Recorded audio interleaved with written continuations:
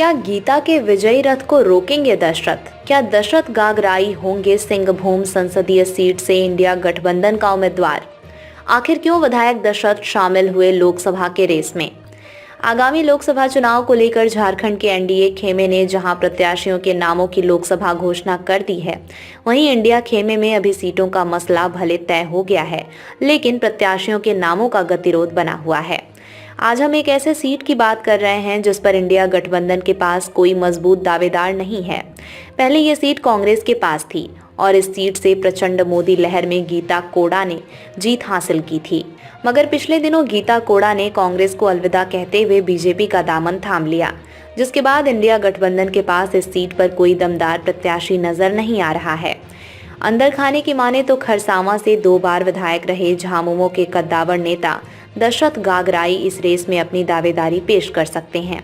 सूत्रों से मिली जानकारी के अनुसार पिछले दिनों उन्होंने विधानसभा अध्यक्ष से एनओसी की डिमांड की है, जिसके बाद राजनीतिक गलियारों में चर्चाओं का बाजार गर्म है। खरसावां विधानसभा सीट से झामुमो के टिकट पर 2 बार विधायक चुने गए दशरथ गागराई के साथ खास बात यह है कि उन्होंने 2014 के विधानसभा चुनाव में सिटिंग मुख्यमंत्री अर्जुन मुंडा को हराया।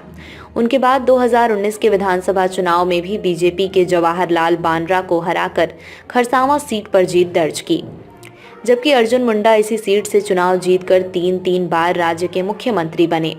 फिलहाल सिंहभूम संसदीय सीट के सभी 6 विधानसभा सीटों पर इंडिया का दबदबा है। इस वजह से दशरथ गागराई की दावेदारी प्रबल मानी जा रही है। दरअसल सिंहभूम सीट पर हो जनजाति का दबदबा रहा है। इस गीता कोड़ा से पहले कांग्रेस के टिकट पर बागुन सोमब्रोई 5 बार यहां से सांसद रहे। उसके बाद बीजेपी के लक्ष्मण गिलुआ ने जीत दर्ज की। एक बार जय भारत समानता पार्टी के मधु कोड़ा ने इस सीट पर जीत दर्ज किया है। खास बात यह है कि सभी हो समुदाय से आते हैं। सिंहभूम सीट पर हो समुदाय को साधने के लिए बीजेपी के पास कोई चेहरा नहीं था। यही वजह रही कि उन्होंने गीता कोड़ा को अपने पाले में किया। दूसरी बड़ी वजह ये रही कि गीता कोड़ा का झामुमो में काफी विरोध था। झामुमो ने कई मंच से सिंहभूम सीट पर झामुमो की दावेदारी की, जिसके बाद गीता कोड़ा ने बीजेपी का रास्ता चुना। वैसे ये सीट अब झामुमो के पास आ गई है। इंडिया गठबंधन के पास गीता कोड़ा के टक्कर का कोई मजबूत प्रत्याशी नहीं है। चाईबासा से 3 बार विधायक रहे दीपक बिरुआ को छोड़ कोई भी गीता कोड़ा को टक्कर देने में सक्षम नहीं होगा। दीपक बिरुआ भी हो समुदाय से आते हैं, मगर दीपक बिरुआ को अभी चंपाई कैबिनेट में मंत्री बनाया गया है। वे शायद लोकसभा चुनाव में जाने की भूल नहीं करना चाहेंगे। ऐसी परिस्थिति में दशरथ गागराई से बेहतर उम्मीदवार इंडिया के पास नहीं हो सकता है। दशरथ गागराई भी हो समुदाय से आते हैं और अपनी बिरादरी पर इनकी जबरदस्त पकड़ है। इसके अलावा ईसाई मिशनरियों में भी गागराई की अच्छी पकड़ है। आपको बता दें कि सिंहभूम और खूंटी संसदीय सीट को मिशनरी फैक्टर भी काफी प्रभावित करता है। यही वजह है कि सिंहभूम संसदीय सीट से दशरथ गागराई को इंडिया खेमा प्रत्याशी बना सकता है।